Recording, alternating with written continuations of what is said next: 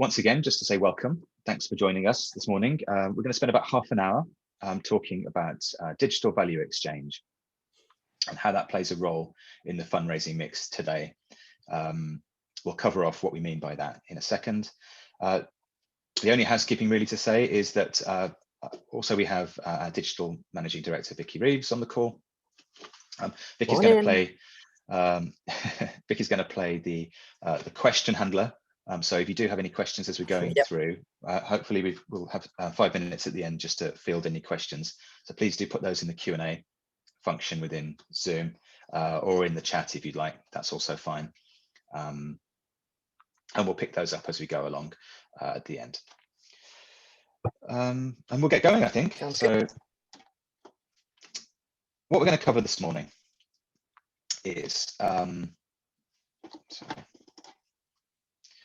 digital value exchange, and we really want to look at where it fits into the mix today. One of the reasons for that is, of course, we've gone through a year worth of unusual situation, and digital techniques have come to the fore and become more important across all of the fundraising mix, and this is no different. So we want to talk a little bit about that. We'll touch very briefly on developing the digital Valex offer that would go with a campaign that you might run. And then we want to share 4 types of digital Valex campaigns that we think are really useful. And we've run all of them at the agency. And so I think we have some good first-hand experience to share about what you can expect if you deploy campaigns of those types. So that'll be the end bit, and that's the majority of the content for this morning. To fill in some gaps for those of you who are on the call who maybe don't know us that well, I'm sure that most of you will know us pretty well. We're charity sector specialists working across direct and digital marketing and technology design and build too, across clients of all types within the charity sector, numerous of which you can see right here. So it's just a selection to show our breadth. I'm sure some of you are on that list who are on the call today, so welcome to you. And again, just to fill in some gaps, one of the specialisms that we have within the agency is digital channel marketing. And when we deliver Valex campaigns, it's that team that runs those kind of campaigns across all of the different platforms that you can see there. Some are more effective than others, and some have greater reach than others, but they all tend to play a mix in digital marketing campaigns. And we can offer an end-to-end service to do this, or we can work blended with in-house teams or partners as needed. So we have quite a lot of experience of seeing how different campaigns fit together with different kind of people, with different kind of channels, and trying to optimize and make those successful, which is where today's event comes from. We've been running digital Valex campaigns for a number of years. They're starting to become more important, I would say. As you, I'm sure, know, I don't need to tell you what value exchange is. As I'm sure you know, it's been a mainstay of direct marketing for many years in the commercial world as well as in the charitable sector, across all sorts of channels, including offline ones like print, direct mail, TV advertising. I'm sure we have all seen DRTV ads that offer a value exchange, a premium product of some kind in exchange for money or data. And what we've seen in the past 12 to 18 months is doing that digitally gaining pace. To the extent that what we think is going to happen very soon, or even if it's not happening for some of you right now, is that digital Valex will become an always-on activity, a bit like we run always-on donor recruitment with appeals sometimes, because it just gives an extra dimension to how you recruit supporters.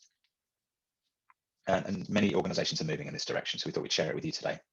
I think one of the key reasons value exchange is really valuable for charities is that it provides data and contact permissions, something that it's often difficult to achieve without giving something back. And data and contact permissions are at the heart of where digital is going over the next few years. I'm sure you've all heard about the changes with third-party cookies and the differences between how Facebook will work with Apple's iOS in future. So having proprietary data that you can use rather than relying on third-party data to tell you how to use it is going to become quite important. And Valex gives you that. I think more broadly, I think consumers are really comfortable exchanging information with you and accepting the prospect they might pay for something at some point if they feel they've received suitable value. So, I'm sure you all see when you go to a website, sign up to our newsletter, get 10% off your next purchase, free trial of XYZ subscription product for 30 days, and you pay for it afterwards. I mean, consumers are totally comfortable with that kind of model now, and charities can capitalize on that. And also, Valex gives an extra dimension in the sense that you might have to work harder in challenging conditions to cut through and gain traction, and gives you the route to be creative with what you offer people. Many of you might have heard us talk previously about what we call the Engage, Connect, Convert model, and we run this for many of our campaigns these days because multi-step journeys are commonplace today. And the way that it works is it recognizes that with cold recruitment, you need to engage people, make them aware of your organization and your cause. Then you need to connect them with you to give them a more meaningful relationship and understand more about what you do. And ultimately, then you're seeking a conversion of some relevant objective. It doesn't always need to be donor recruitment, but it does in many cases. And if we align what we do with that way of thinking, I think what we find is more effective outcomes. So when we're thinking about value exchange, we see that as being very much the initial offer, a top of the funnel activity, sitting up in the kind of engage and connect stages of your relationship with that person, offering something of value that will entice them to start to interact with you in order to get them towards the bottom of the funnel and start to be on the receiving end of slightly more conversion oriented requests because they've received some value from you already, and that means that they're more invested in the relationship. And I thought I'd ask a quick poll because they're fun. I wonder what you all think about how long you think in terms of time the journey should be from making a value exchange offer at the top of the funnel, get this in exchange for that, and then the conversion ask towards the bottom of the funnel, please support us with a financial commitment. So hopefully my poll will work. So if I set that running, just give you a couple of minutes just to say what you think is you choose one, the most likely time between initial ask and final conversion ask. So there you go. Launch the poll. Say what you think.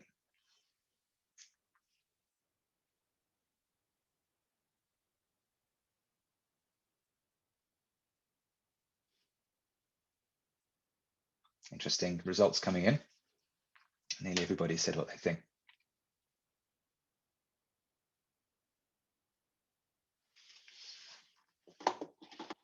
Okay, great.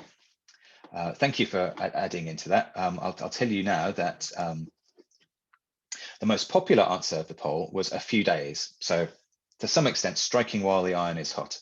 The second most popular answer was 2 to 4 weeks. Almost nobody thought it should be more than a month. And then on the same day or 1 to 2 weeks was about tied for popularity in the poll. It was really interesting. And I think there's a lot of, I've been a bit naughty because it's kind of a trick question in the sense that all of these are relevant.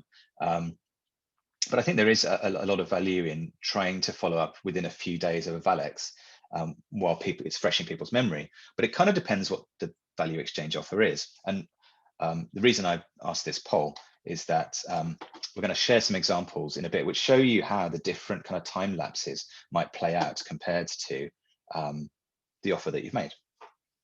Thank you for participating in that. Just to sort of wrap up on this section, what we wanted to do as well is just have a look at targeting channels and measurement, because quite a lot of the time clients ask us, what's the best channel to run these campaigns in? How do I reach the people that I need to reach? How do I track it? So I just want to sort of give a few pointers on this before we get into some of the kinds of campaigns that you run.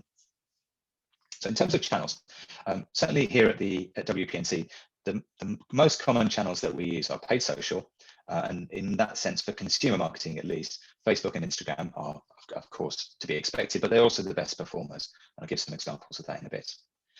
We also use search.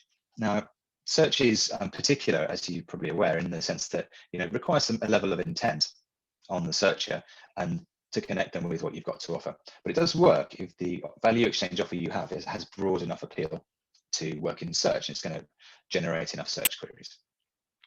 And lastly, and I think this is an underused channel, certainly from my point of view, I'd be interested to hear your experiences too, is Gmail.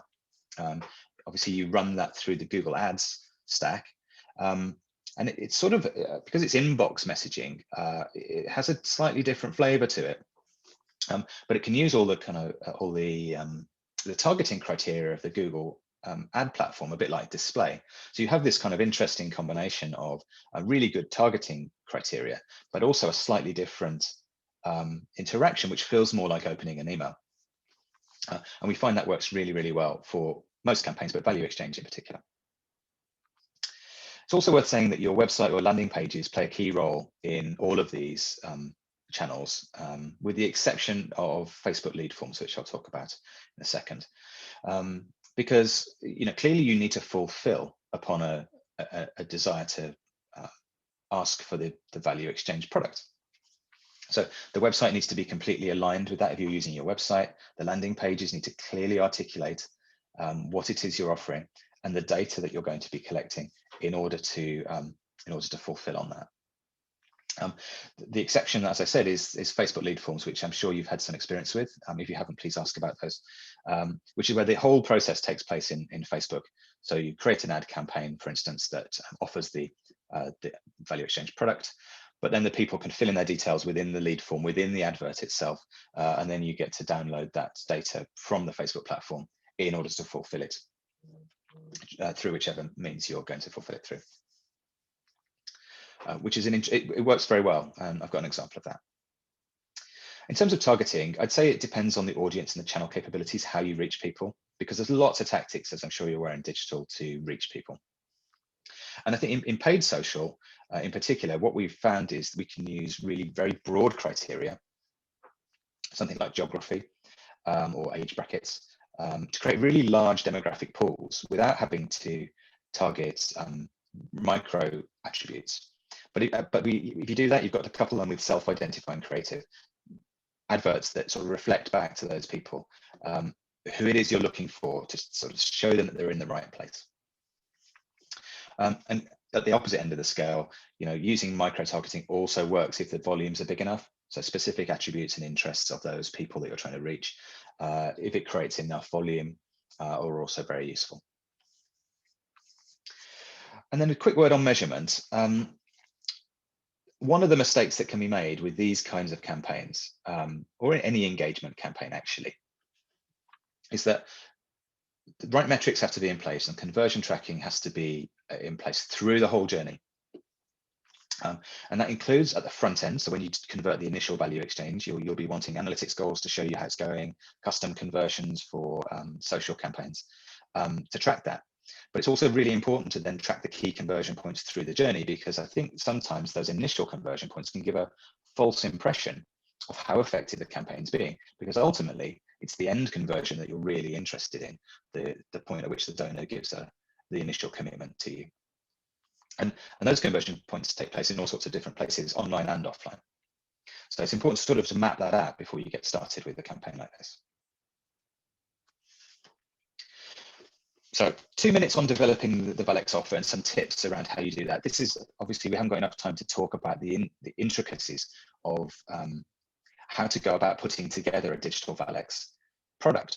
But there are some key ingredients we think are important. And if it's of interest, perhaps we'll run another webinar on just this bit about how to go about developing an offer. The first thing, if you can get hold of it, even if it's anecdotal and from internal sources, but ideally from external sources, is insight. Understanding the kind of things that are attractive to the audience are obviously a core component in how you might shape it. I'm sure that's, I'm not teaching you anything new there. But it's really important, because what you can do then is align that with what you've already got, which is raw materials. Quite a lot of the time, what we find powers a Value Exchange campaign is stuff that already exists. The question is, which stuff do you use? And that's where the insight comes in, because if you've got all this useful material, particularly information, you can shape it in order to meet a need that perhaps hasn't been fulfilled through other means. If you don't have raw materials, clearly you need to create something off the back of what you know or what you think your potential supporters might be attracted by. And there's a decision there whether you use something you've already got, or whether you create something new, or some kind of hybrid of the two, where you've got kind of half of the mix. Maybe you've got some information that you can make into a pack, but you're missing some key components which you've got to make, and that's quite common. And lastly, thinking up front before you get started on how you're going to fulfill on this is important. I think sometimes you get quite excited about developing the offer without necessarily thinking through end to end. Okay, what's the experience for the donor going to look like here? How are we going to deliver it? How do we plan out the timing of each of the interactions and each of the communications once they've had the fulfillment of the offer? So, because delivery doesn't just mean, okay, you would like this book, here's the book, and then maybe put them on a journey which then is like a one-size-fits-all, or your normal supporter stewardship journey. It needs to be specific journeys for these campaigns mapped out, at least in a prototype form, before you get started. And those are kind of key ingredients. Everything else can kind of come around that. Oh, one thing though, in terms of insight, some of the best insight we get is actually from people who aren't outside the organization and who aren't in the fundraising team either. We quite often get really useful experience from people who are in other departments, particularly when you're kind of co-creating an offer. So people like supporter services or stewardship, or the people that run maybe your organic social. Quite often they've got really interesting viewpoints on what makes people tick, and incorporating that into the development of an offer is really useful. So moving on to, what are the 4 kinds of campaigns that we've seen work? What do they look like?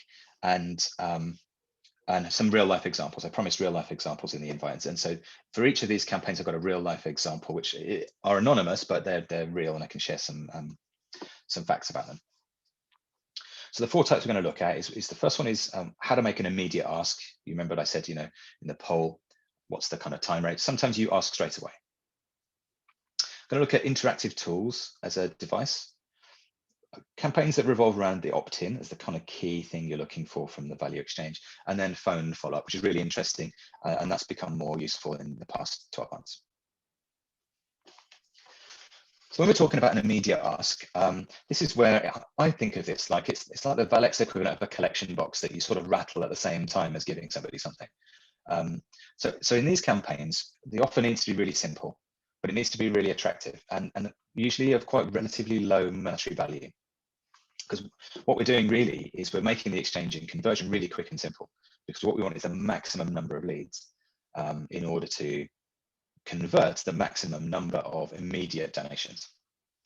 You can, of course, experiment with the value of this offer over time, whether it's something that feels quite lightweight, even a download, or whether it's something that is physical, but actually it's not worth a lot of money. In these cases, we find that donations should be optional. So it's not that you say, well, give me £2 and I'll send you the thing. It's that, would you like this free thing? But we maybe suggest an amount appropriate. So it's, could you give us £2 or £3, which helps us cover the production costs of this item.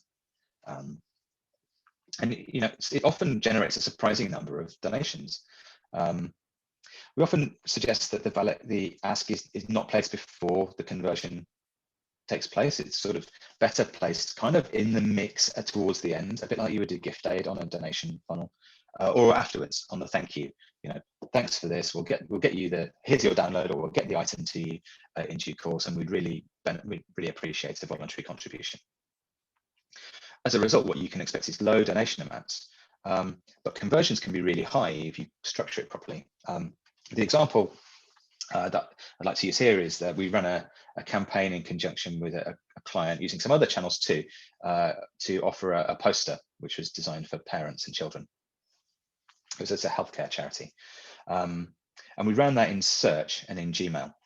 And there were other campaigns offline going on too. And what we found was it was a really attractive offer. The search worked really well because people were looking for this kind of resource, but the Gmail worked well too because we were able to target parents within that platform. The campaign got we got over 20,000 conversions for the poster, hundreds of optional donations as a result, without even asking really, apart from putting it as an optional thing at the end. And the conversion rate compared to the amount of advertising we did was really, really high too, over 60%. So I think why that worked, I think, was that it was really simple. It tapped into something people were looking for, and it was quite low value. So it's really easy just to give a few quid to cover the costs. The second kind of campaign we're going to look at is interactive tools. Now, these ones require, I think, proper user insight to shape properly. It's hard to develop these just with kind of an internal mindset, I think, because the main point of them is they need to feel useful to the end user. So this is the kind of tool that you would, go online. It's maybe a self-help tool or a kind of chatbot experience, something that's been kind of constructed to answer questions. And as a result, they tend to revolve around information or entertainment. So think, at the lightweight end, probably some kind of quiz or survey, but they need to sort of tap into something people would like to know about. And they can be quite deep. So for instance, quite a long chatbot interaction. We've run campaigns like that for kind of benevolent fund type charities. And within those instances, the paths have been quite carefully mapped out to really meet a need for the person and show them the value that information can bring. Now, in this case, the value you get from the exchange is usually digital footprint. Somebody has done something and completed it to allow you to follow up with them in digital media, or it's personal data, or it's direct contact. So personal data obviously is where they tell you something about themselves, but direct contact can, particularly in the kind of chatbot environment, is where you go through a whole process and then you get a signpost to speak to somebody real, or email in, or we'll get back to you about something. I think this does work very well for situations where beneficiaries are good donor prospects too. So again, that's why information actually works quite well, because people are looking for something, but they also have enough disposable income to support you. And just like I mentioned in terms of the ingredients, if we're talking about digital footprint, the next step retargeting journeys should be planned in advance and optimized over time. So we need to be ready with the follow-up, particularly in digital media placements. What's the next thing? Once somebody's done the activity we asked them to do, what's the next ask going to be? We have a client where we run, it's a health and well-being client where we run tools and campaigns for tools, and we run these in an always-on activity. And they tackle quite broad subjects, actually. So things like sort of well-being, stress, mental health, those kinds of topics. They're quite simple to complete. They take maybe 5 minutes to complete. And we run them always on, primarily in social media, but also in search. And what we find as a result of that is because they're quite broad and the targeting is quite broad too, what we get is around 6,000 completions every month. So people going from the start of the tool to the end of the tool, where we can measure that they've completed it. And then they go into the retargeting journeys that we've mapped out in advance. So you can actually get quite a lot of volume from these kinds of campaigns. The third example is opt-in. I think when GDPR came in, everybody started looking at opt-in as a key conversion point. It's now become even more important as a result of digital privacy concerns. This is quite clear. It's a simple exchange of data for the thing that you're offering, usually an email address. I think in this case, what we found is the more perceived value that exists in the product, the more likely you are to get an opt-in, and the more likely the end donation commitment is going to be. So as a result, when you're doing opt-in campaigns online, what we're looking for really is kind of mid-value physical and digital offers. So, an online guide, which maybe takes place in the form of a PDF or a download that you get fulfilled by email, or physical magazines, booklets. Personalized information packs are really good. And the example I'm going to mention in a minute is one of those, where you say, tell us a little bit about yourself. And what we can do is customize something and send it out to you digitally or physically, because it adds to the perceived value of the product, that somebody's saying, okay, well, I'm going to get something that's specific to me, not something generic.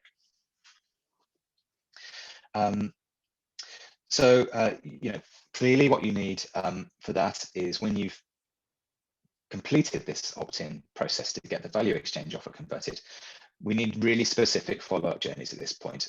That might include paid media that's off your website. So in social media is and remarketing for search are the two key ones there, but also in email. Email journeys are really important here because obviously what you've collected is an email address, but what we see often is that somebody's opted in to receive a value exchange, and then they go onto the catch-all email address for new supporters or newsletters. And we think that's a missed opportunity.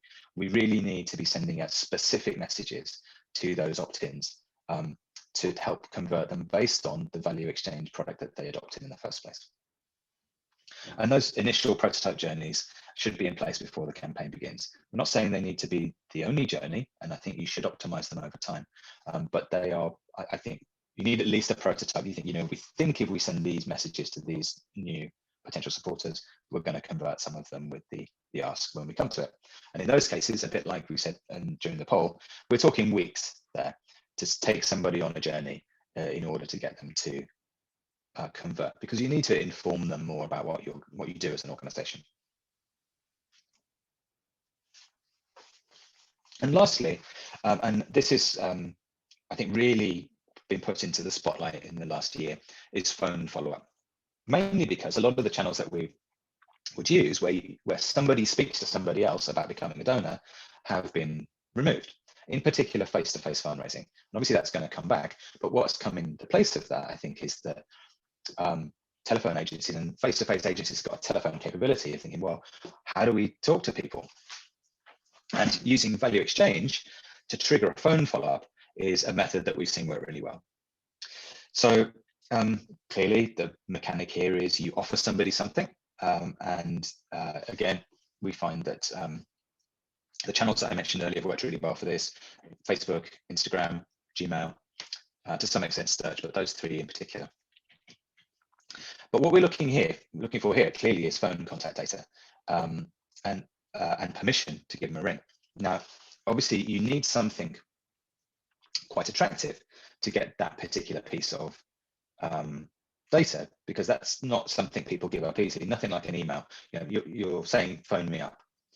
So in this case, ideally the product will be free with some good level of perceived value, and it could be limited. So it could be like a limited edition something in order to drive quicker uptake if you want to get more volume into your call center quicker than perhaps if you just left it organically.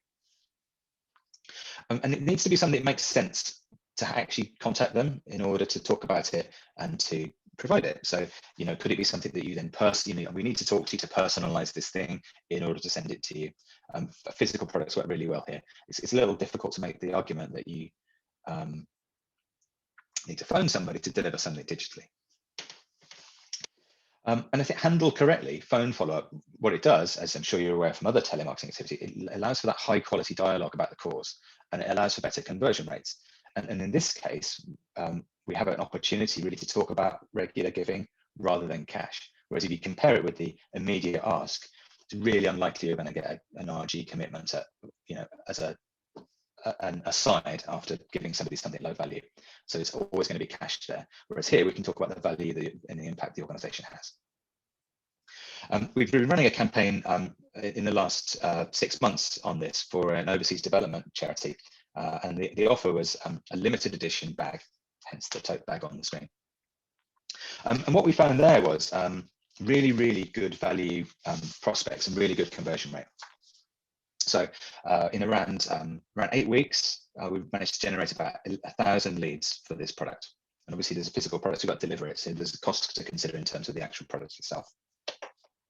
And what we found was that Facebook, in particular the lead forms that I mentioned earlier, delivered extremely cheap leads. So we're talking about sort of £2 to £3 per cost per lead. And the overall conversion rate when that data went to the telephone agency ended up being between 10 and 12% overall.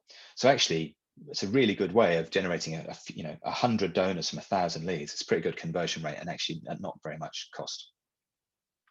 And the last thing to mention about this, which we found really interesting too, was, you remember I mentioned tracking through the funnel so that you understand the value at the conversion point.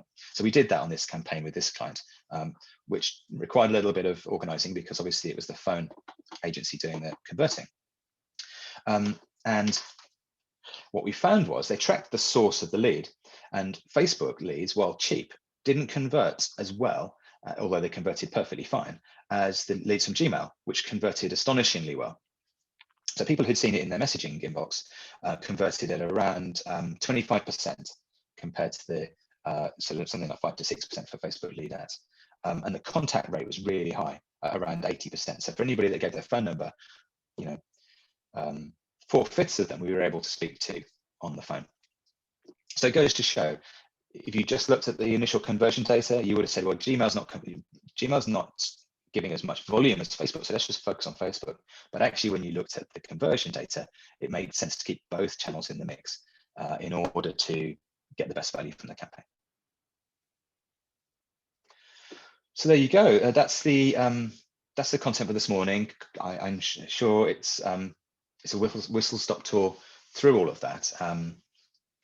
And we've hit half an hour. So, but we're able to stick around for another 5 or 10 minutes if people have questions.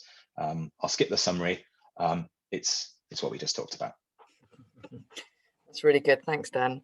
A couple of people have already contacted us just to say that unfortunately they had to drop off at 10, but because we send them the recording this afterwards. So for anybody on the call, we're welcome to we'll follow up with an email and send you this so that you've got a copy of the slides as well.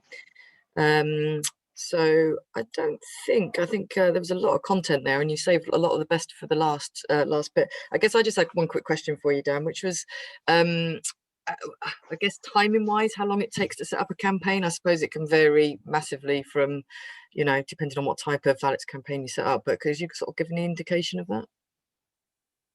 Sure. I mean, if we have the product already, so let's say the Valix product exists, we're talking a matter of weeks, because all we really need to do is to establish who we're targeting in what channels and make sure that there's an onward journey in place. So that's kind of a weeks.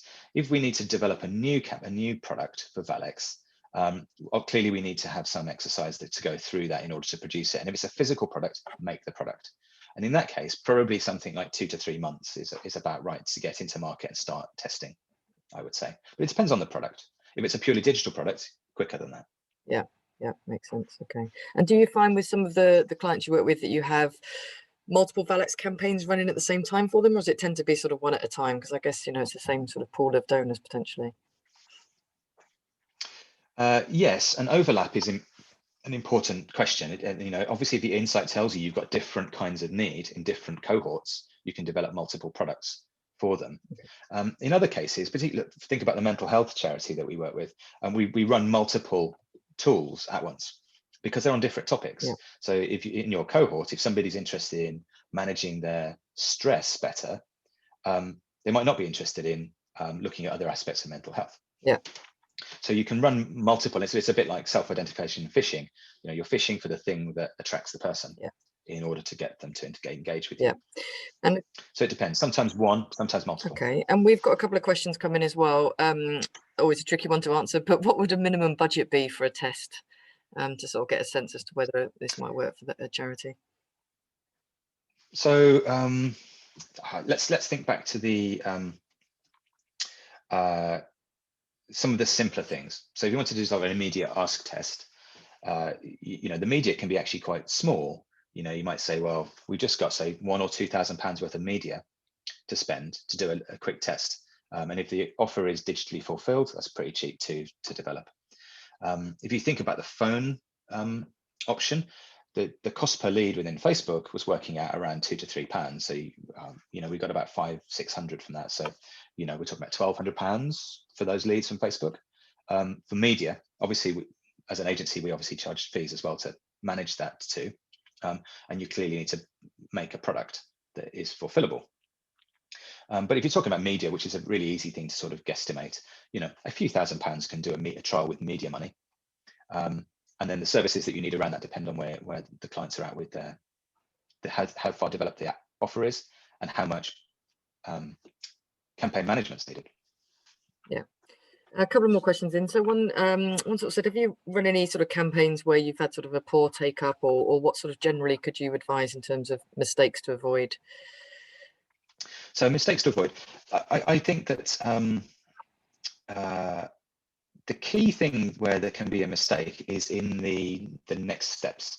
I think quite often, if you've got some decent insight, the value exchange bit works pretty well. I mean, okay, on a scale, some might be less popular than others, particularly some are more niche than others. But where I think it's possible to make more mistakes is in the next bit. So I think one campaign that we were involved in, I don't mind sharing this. I think the follow-up ask went out too quickly. So the Valex offer was really strong. We got lots of opt-ins for that to get the product.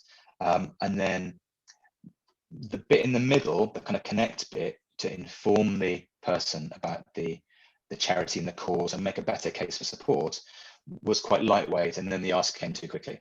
And I think that's a lesson that we can all learn from that, is make sure that the follow-up bits, because the value exchange is a conduit to getting the donor. So if you haven't got the bits that convince the donor properly shaped, that's where I think mistakes can come about. So it's really important to invest in that journey bit after the initial Valex. I think that's where I see the most difficulties. Yeah.